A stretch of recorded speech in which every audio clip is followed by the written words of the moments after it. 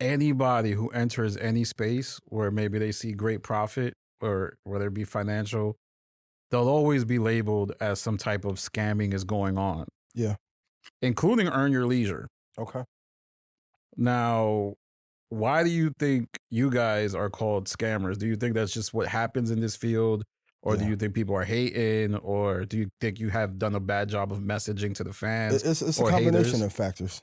To be honest, I think part of it is hate because there's a certain group who wants to take what was created and then bring it over to their business for their own personal benefit. Also, just to be very fair, in the black and brown community, there's not a lot of trust, and understandably so. Like if you look at the history of banks, insurance, every time that there's been a financial elevation, it's been some roadblocks thrown in there somewhere. So either like speaking to other blacks, like you may have had an insurance policy, you may not get the full value. And then there's also been people who have given advice and it has not panned out. Um, not to throw him under the bus or speak ill of him, but like like once the Caesar thing happened, that casted a broader shadow over everyone as well. So I think it's a combination of factors why that label, and also too, like in those same fights that we may have had on air, the hubris, arrogance approach may rub people the wrong way.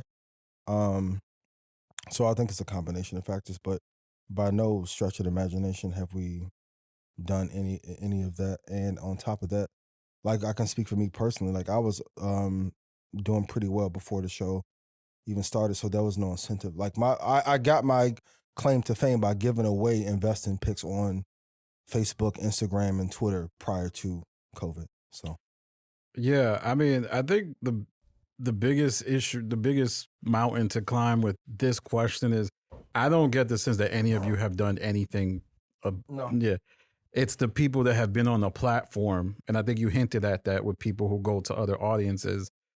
Is there a different vetting process now in the nuclear bomb that was Caesar Pina, and even guys like him 500, where maybe it was like Shaky or Frederick Badgie? But yeah, but says I mean, but even with let's take Marcus. Like I don't know what bad business people say he's done. Like the Caesar Pena thing, I totally get. Like once again, I throw him under the bus.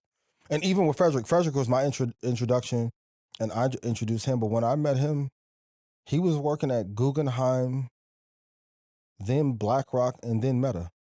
Hmm. So it wasn't. So even prior to that, we did vetting. Um, He really worked at Guggenheim? Because that was yeah, the critique, is that he didn't actually. This is what yeah, I. yeah. I met him at the Guggenheim office. Okay, cool. I met him at their headquarters. Even at Meta, when he was at Meta, and like I said, I'll take accountability because I made that introduction. He was cool with the higher ups at HQ, even though he worked in the Hudson Yards office. Like he was What's HQ? headquarters for Meta. So Okay, like got it. even the people that knew him were direct reports to Meta. So I never hear that Guggenheim made a bad hire or that Meta made a bad hire. It just always lands on us. But because I was the introduction, like I said, I'll always take accountability for that. But I also can't be held accountable for what a person does in their personal life. But like I said, when I met him at the offices of Guggenheim. I think that was in 21. Well, I think in a capitalist society, the problem is you could essentially buy your way onto things. It's like, how do you guys know to vet people who make a ton of money? Like, it's tough to like. Who was bought their way on?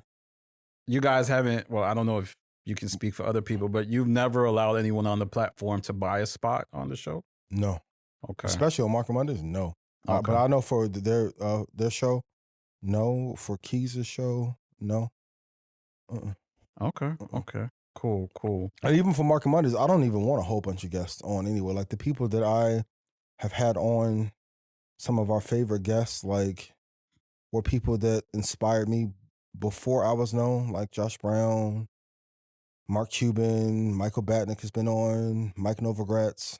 Mike don't need to promote shit on our platform because you can even argue for Josh Brown, Mark Cuban, Michael Batnick, everybody at Ritholtz, our audience may not even be their target market. So there's never been a desire to even take money. I know some shows do that, but we've never charge people to be on the show. Okay. Do you guys take a different approach to who's on the show now? Like, do you vet? Because this happened to the Breakfast Club, right? They had Caesar on the show, Yeah. and that was like a big deal. And now there hasn't been many finance people on the show since, hmm and that's kind of shown the evolution of how damaging it can be to not vet people. For sure. So, do you guys take a different approach now after For sure. BC, before Caesar, and after Caesar? That's funny. Yeah. For sure though. I think a net worth requirement is needed. We need to see that a real business has been created. Referrals have been created. I think even this year for Market Mondays, we may have only had maybe 6 or 7 guests, Okay. but the referral network from them is so strong that it is almost like undeniable. And then also these are also things you can Google in terms of what they've built and what they've created. So, but this is the other part that people don't bring up. Since that process has been tighter, there's less room for up and coming entrepreneurs, for sure. Like the average entrepreneur can't go to Marrow or Academics or Breakfast Club or Angie or any other show. So I think for an up and coming creator, if they can find a way to highlight some of those, that'd be great. But I think we've done a great job at InvestFest and to highlight some of those. But it's definitely less up and coming entrepreneurs who have space to be able to have a voice.